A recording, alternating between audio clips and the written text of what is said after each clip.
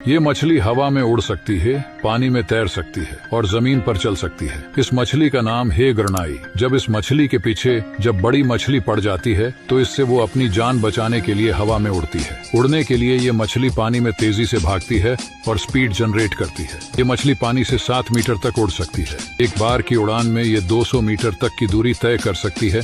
जब तापमान 20 डिग्री से कम होता है ये मछलियाँ उतने प्रभावशाली तरीके से उड़ान नहीं भर पाती। ऐसे नॉलेज जानने के लिए हमें फॉलो करें।